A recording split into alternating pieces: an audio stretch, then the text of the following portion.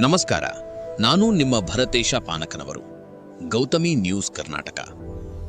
ಇವುಗಳನ್ನು ದೂರಿಟ್ಟರೆ ಯಶಸ್ಸು ಖಚಿತ ಎನ್ನುತ್ತಾರೆ ಗೌತಮ ಬುದ್ಧ. ಬುದ್ಧನ ಜೀವನ ಉಪದೇಶಗಳು. ಗೌತಮ ಬುದ್ಧರು ನೀಡುವ ಅನೇಕ ತತ್ವಗಳು ನಮ್ಮ ಜೀವನವನ್ನು ಧನಾತ್ಮಕವಾಗಿ ಪ್ರೇರೇಪಿಸುತ್ತದೆ.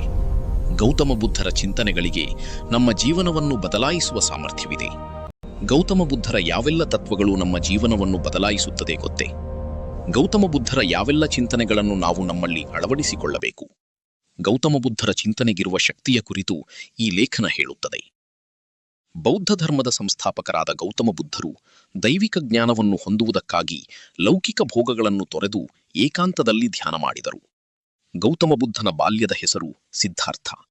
ಜ್ಞಾನೋದಯವನ್ನು ಪಡೆದುಕೊಳ್ಳುವುದಕ್ಕಾಗಿ ಗೌತಮ ಬುದ್ಧನು ಬಿಹಾರದ ಗಯಾದಲ್ಲಿ ಬೋಧಿ ವೃಕ್ಷದ ಕೆಳಗೆ ಕುಳಿತು ಕಠಿಣ ತಪಸ್ಸನ್ನು ಮಾಡಿದರು. ಲೌಕಿಕ ಜೀವನದಿಂದ ಹೊರಬಂದ ನಂತರ ಬುದ್ಧರು ಕಾಡಿನಲ್ಲಿ ನೆಲೆಸುವ ಮೂಲಕ ದೈವಿಕ ಜ್ಞಾನವನ್ನು ಸಾಧಿಸಿದರು. ಕಠಿಣ ತಪಸ್ಸಿನ ಮೂಲಕ ದೈವಿಕ ಜ್ಞಾನವನ್ನು ಪಡೆದುಕೊಂಡಿರುವುದರಿಂದ ಸಿದ್ಧಾರ್ಥ ಎನ್ನುವ ಹೆಸರು ಗೌತಮ ಬುದ್ಧರೆಂದು ಕರೆಯಲ್ಪಟ್ಟಿತು. ಗೌತಮ ಬುದ್ಧರ ಅಮೂಲ್ಯವಾದ ತತ್ವಗಳು ನಮ್ಮ ಜೀವನವನ್ನು ಗುಣಾತ್ಮಕ ಮಾರ್ಗದಲ್ಲಿ ಬದಲಾಯಿಸುತ್ತದೆ. ಗೌತಮ ಬುದ್ಧರ ಅಂತಹ ತತ್ವಗಳು ಯಾವುವು ಎಂಬುದನ್ನು ಈ ಲೇಖನದಲ್ಲಿ ನೋಡೋಣ. ಗೌತಮ ಬುದ್ಧನ ಪ್ರಕಾರ ನಾವು ಮನಸ್ಸಿನಲ್ಲಿ ಏನನ್ನು ಯೋಚಿಸುತ್ತೇವೆಯೋ ಅದೇ ಆಗುತ್ತದೆ. ಹಾಗಾಗಿ ನಾವು ಯಾವಾಗಲೂ ಉತ್ತಮ ಚಿಂತನೆಗಳನ್ನು ಅಳವಡಿಸಿಕೊಳ್ಳಬೇಕು. ಶುದ್ಧ ಮನಸ್ಸು ಉತ್ತಮ ಆಲೋಚನೆಗಳನ್ನೇ ಹೊಂದಿರುತ್ತದೆ. ಉತ್ತಮ ಚಿಂತನೆಗಳನ್ನು ಹೊಂದಿರುವ ವ್ಯಕ್ತಿಯನ್ನು ಸಂತೋಷವು ನೆರಳಿನಂತೆ ಹಿಂಬಾಲಿಸುತ್ತದೆ.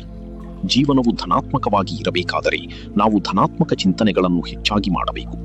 ಓರ್ವ ವ್ಯಕ್ತಿಯ ಆಲೋಚನೆಗೆ ಆ ವ್ಯಕ್ತಿಯ ಜೀವನವನ್ನು ಉದ್ಧಾರ ಮಾಡುವ ಮತ್ತು ನಾಶ ಮಾಡುವ ಈ ಎರಡೂ ಸಾಮರ್ಥ್ಯವಿರುತ್ತದೆ. ನಮ್ಮ ಆಲೋಚನೆಗಳು ಪಂಚೇಂದ್ರಿಯಗಳಿಂದ ರೂಪುಗೊಂಡಿರುತ್ತದೆ.